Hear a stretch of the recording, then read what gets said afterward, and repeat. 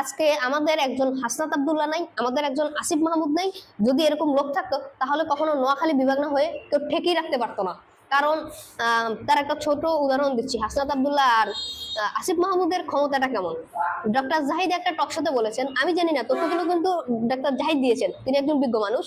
সেটা হচ্ছে কুমিল্লার জন্য উন্নয়নের ক্ষেত্রে বরাদ্দ হয়েছে 2000 কোটি টাকা। হ্যাঁ, একটা জেলার জন্য 2000 কোটি টাকা। আর সে জায়গায় ফিরোজপুরে কিন্তু একটা জেলা, সে জায়গায় উন্নয়নের জন্য বরাদ্দ হয়েছে 13 থেকে 17 কোটি সামথিং এরকম। কোথায় 2000 কোটি, কোথায় 17 কোটি, খেয়াল করেন।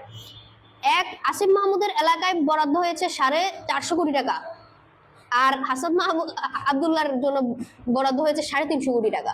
তাহলে কুমিল্লা বিভাগ হবে নাকি নোয়াখালী বিভাগ হবে? মানে এটা কেন হচ্ছে? জুলাই সনদে বলা হয়েছে ফরিদপুর এবং কুমিল্লা বিভাগ চাই। আমরা কি জুলাই করেছি কুমিল্লার ফরিদপুরের জন্য?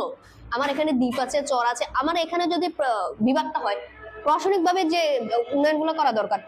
এরা বলতেছে আমার সিটি কর্পোরেশনে আমার কিভাবে বিভাগ হবে? রংপুরের কি সিটি কর্পোরেশন ছিল? রংপুর কি বিভাগ হয় নাই?